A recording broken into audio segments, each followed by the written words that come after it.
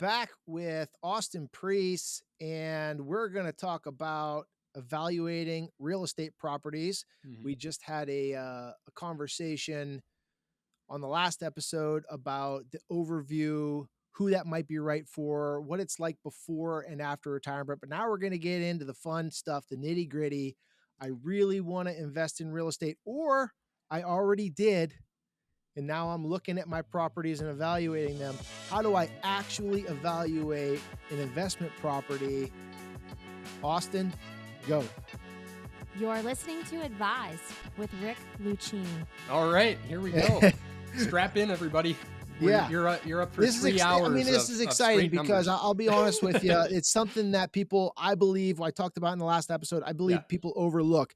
Just yeah, generally, real estate's a good investment. yeah. And I And you think hear that that a lot, right? I think that comes from the fact that them or someone else bought something. A lot of times it's just their house. Yeah, They wake up 25 years later and inflation says it's worth a hell of a lot more. That doesn't right. really make it a good investment, but Exactly. that's the sentiment, I think, a lot of Yeah, times. And yeah. so You don't see the price every day, right? So. you're gonna tell us how to actually evaluate a Mhm, property, the things I should consider, mhm. and why one might be better than another. Yeah. Okay. Great. So let's first talk about buying a property, right? Let's assume that you don't own any properties, but you're thinking about it, and you want to know how to consider, what your returns might be. Yeah. Keep in mind that owning real estate is kind of a part-time job, so you need to make sure that that your returns are going to reflect that, right? You Yep. should be getting more return out of directly held real estate than out of the stock market. Otherwise, you're wasting time. Yeah. So, let's say you're going to buy a property. Really, the first thing that you need to know is how much are you going to be putting down for that property? How much cash out of pocket is that going to be? What we're talking about here is figuring out your return on investment (ROI). What's your return going to be on the cash that you're putting into the property, your investment, right? Once you know how much it's going to cost out of pocket to buy the property, then we want to figure out a few different things about what your returns are going to look like. And I mentioned in the last episode, I look at 4 different things when I'm thinking about what returns, return streams there are when you own rental property, right? So the first of those is what most people think about most often. It's just cash flow. Yeah. What, after all of your expenses, you pull in $1,000 in rent, you pay $700 for the mortgage. It's cheap property, I guess. And then you pay $50 for insurance and $200 for taxes. Well, you've got $50 left if I did my Yeah. math right there. So that $50 a month, that's your cash flow. Okay. You're also going to be hopefully paying down the mortgage as you go, right? It's possible to get interest only mortgages, but most often people are getting mortgages where they're paying both interest and principal. Yeah. So what I do on a year by year basis is I figure out how much principal are we going to pay down over the course of the next year. Okay. Add that to your cash flow. That's another piece of your puzzle. You're adding that to equity, right? The cash That flow would, is yeah, and that would be the equivalent of not the dividend that I receive from my stock, but my stock going up essentially, yeah, because I it's worth more today right. because I owe the bank less on it. Right. Yeah. You get it when you sell it. Yeah. That's Right. what we're thinking about with equity Okay. built, right?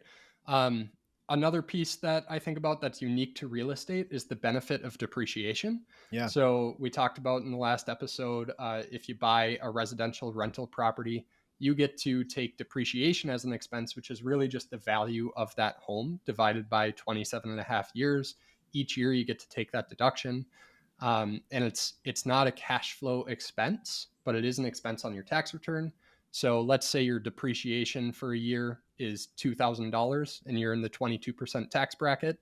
Your Mhm. federal tax benefit from that depreciation is about $440, right? Okay. So that's something that we should consider as part of the return as well, in order to really be able to compare real estate to the return in stocks. Yeah. And then the last piece is just price appreciation, right? We expect real estate to go up over time. How much do we expect this property to increase over time? Yeah. You're never going to know year by year, right? We No. never know that. But should figure out, maybe we expect prices to increase 1 or 2% per year. If you have a $500,000 property that's going to increase 1%, it's going to go Yeah. up $5,000. That's your appreciation return. And what's beautiful about appreciation when you have a mortgage on the property is you get that full appreciation, even though you haven't put all of the cash in to buy the whole property, right? If that Right. makes sense. You didn't put 500 grand into it. Maybe you put 100 grand into it.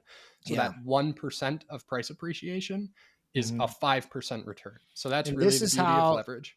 yeah. And this is how, in the right area, you can make a lot of money Right.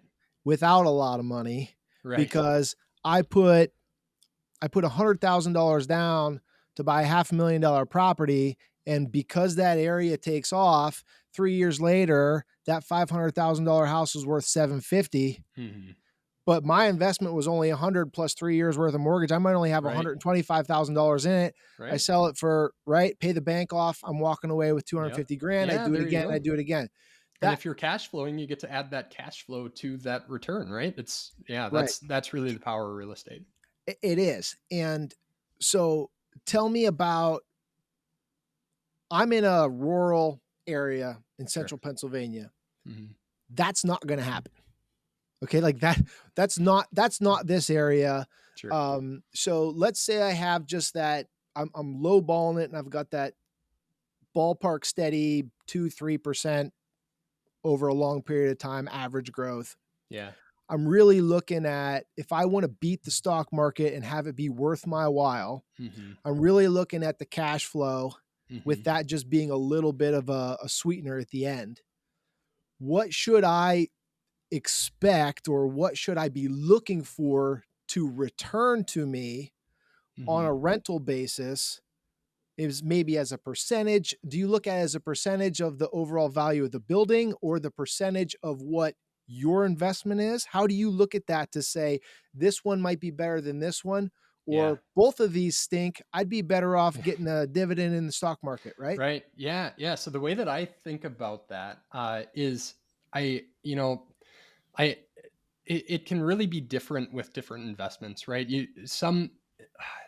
Let's maybe compare like Walmart stock to Tesla, right? Okay. Or Nvidia. Nvidia would be a good one. Yeah. Um, Walmart, we know with reasonable certainty that Walmart's going to do just fine. They're Yeah. a pretty stable company. They're probably not going to grow like nuts in the next few years, Right. but we can be reasonably certain that they're going to do okay, and I don't ever recommend buying individual stocks, so I just want to No, I toss get, that out yeah, there. I get um, it. Whereas like Nvidia, over the past couple of years, the expectation there that hopefully people bought it with the intention of it going up as much as it did.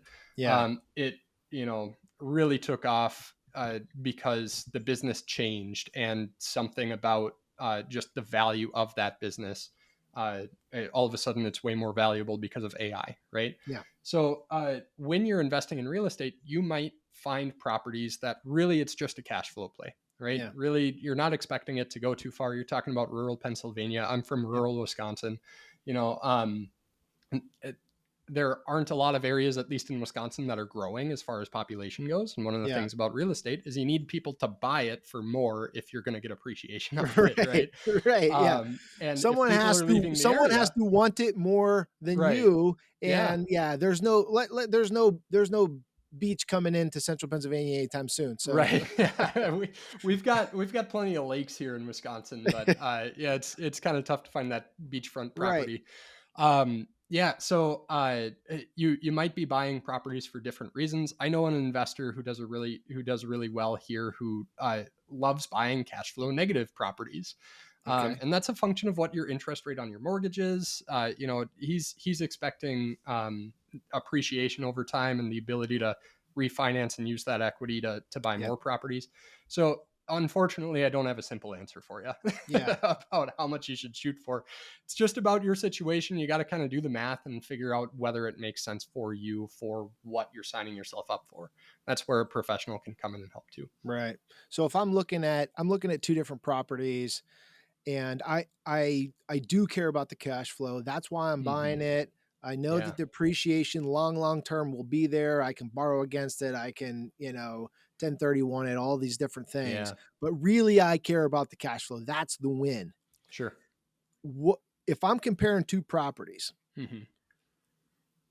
Give me some other things to consider besides some cash flow calculation that says per my dollar invested or per the value of this building, it's Hmm. returning, it's expected to return X percent as I view it as an Yeah. income Yeah. versus this one. Okay, so it's this one's 8% and this one's 7. Yeah. 8 always wins, or what else am I looking at? What else am I Sure. considering? Yeah. Yeah. So, I mean, a big part of the cash flow, how much cash flow you end up with is how much are you spending on repairs, things like that.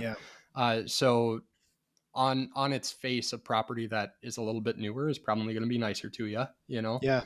um, a property that maybe has more space, if it's similar price and, you can get a couple of, a, or a bigger family, or I'm in a college town here, so if it's a 4 bedroom, you have 4 college students you're renting to. If you add a Yeah. fifth bedroom, all of a sudden you've increased the value of the property because you can Yeah. rent to one more person, and that increases your cash flow by probably Or if it's an 25%. office building Yep. subdivided in the right spot Yep. and have 3 businesses instead of 2. Yeah, yeah, location, location, location, right? That's a Mhm. big part of real estate.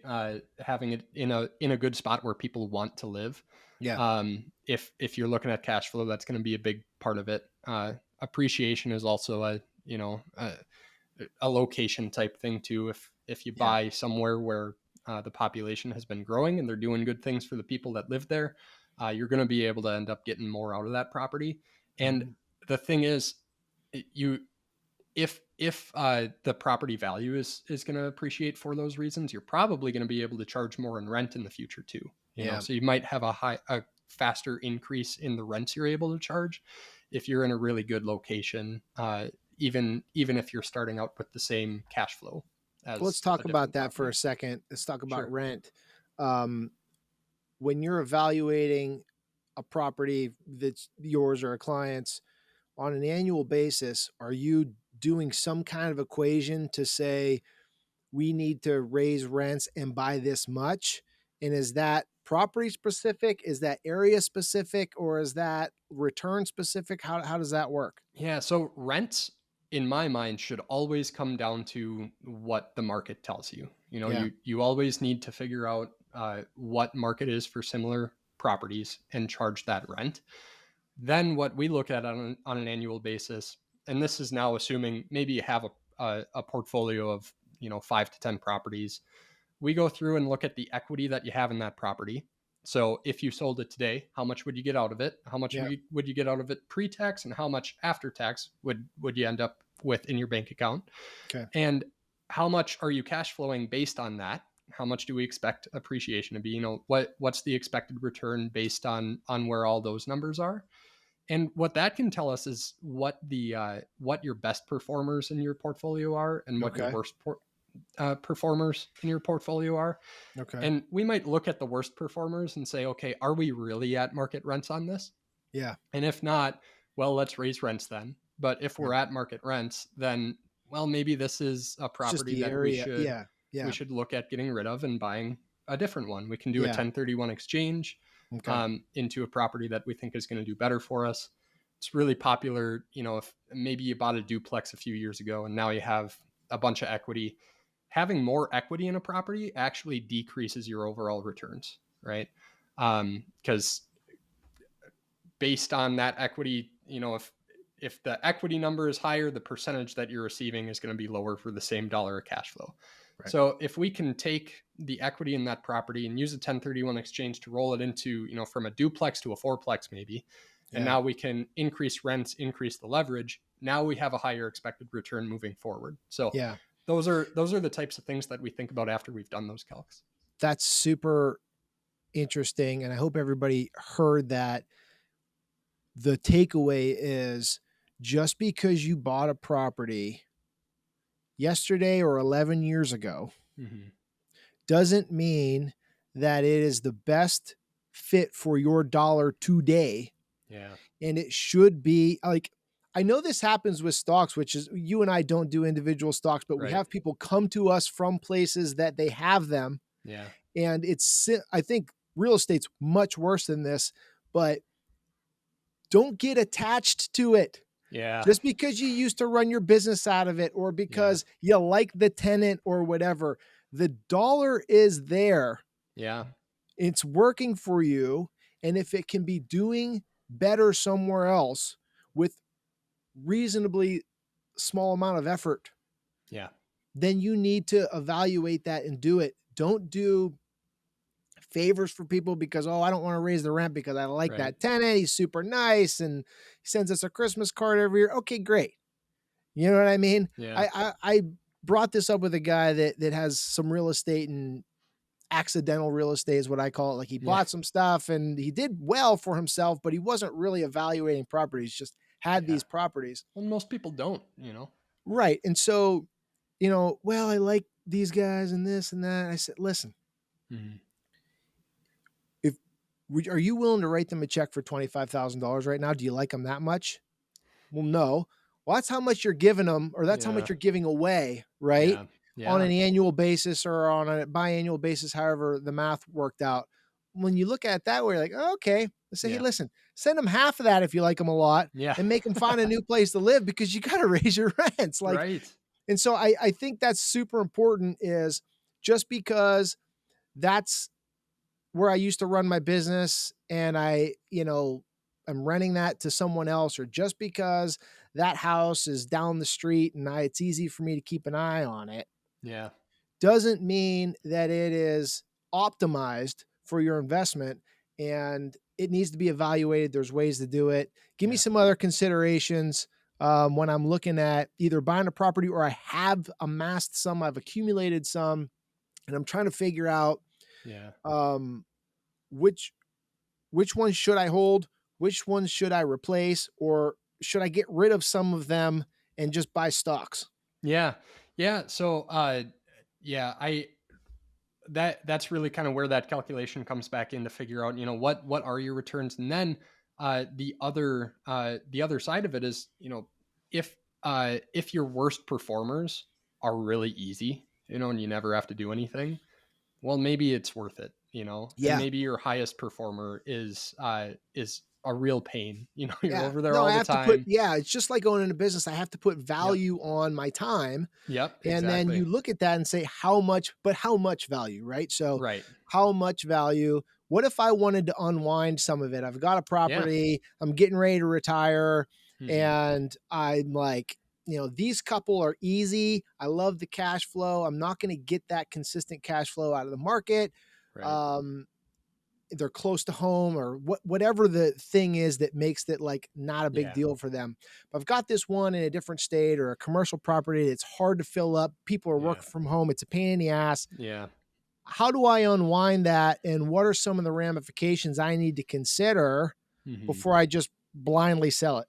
Yeah, yeah. So when you sell a property, you're going to have a tax hit, right? More than likely. Yeah. Um, so any gain in that property is going to be taxable, and then the depreciation that you've taken over time, you have to recapture that as income. So it can result in a pretty big tax hit. It's not uncommon for someone selling a $500,000 property to owe taxes of 70 to 150 grand on that type of transaction if Yeah. they've owned it for a while. Okay. So um, so that's definitely something to think about if you are going to sell it to put it into traditional investments or the stock market, right? Okay. That should absolutely be factored into to the expected return of those stocks that you're buying into, right? Yeah. Because the other option, obviously, you can hold on to it, but we're assuming you don't want to hold on to it, right? The other option that you can look at, not available for everybody, but you can look at doing a 1031 exchange into a Delaware statutory trust, which is a passive real estate investment that you never have to deal with. You're invested with a bunch of other investors. Someone else manages it. Yeah. and depending on the Delaware statutory trust that you choose, because there are all sorts of them out there, you might be receiving monthly income off of it just Yeah. like you're used to, so Okay. all of a sudden it's completely hands off. You're still getting a Yeah. monthly rent check, and you don't have to worry about it anymore. Okay. The main downside of those is stocks you can sell anytime. You Yeah. put money into a Delaware statutory trust, you can't get that money out at just any time. It's Yeah. up to the manager on Yeah. when they let money Yeah. out of it. Yep. But if that's money that you don't necessarily need right away, then that can be a really good way to defer your taxes. And you can do it for a portion of the sale price too, right? It's not like it has to be completely one or the other. Maybe you decide, I'm going to pay some tax on this sale so that I can get 100 grand, and then I'm going to take the other I can roll 400. half of it Yep. into the trust, and Yep. I can take the other half, pay that pro rata tax on it, Yeah.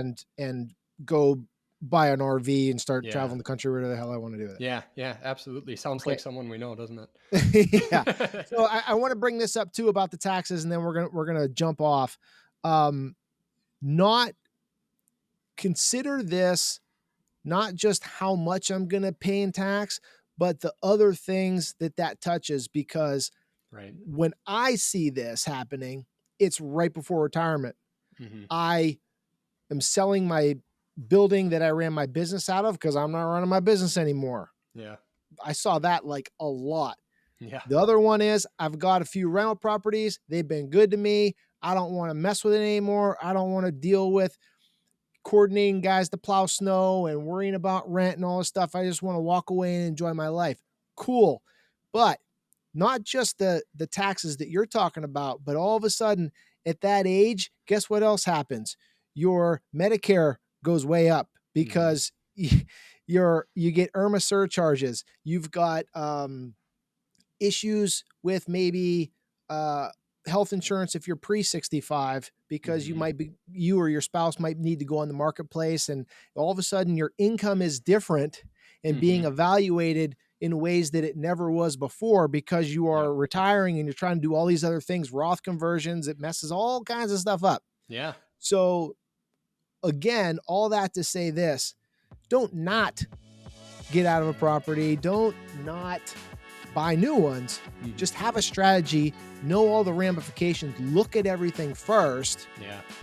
then move forward with a good plan. Yeah. Then like make it? your decision once you know the numbers, right? That's right. That's the important piece. Yeah. Figure out the numbers, then make the decision that is best for your overall situation. All right, buddy. Thank you. Yeah. Thank you, Rick.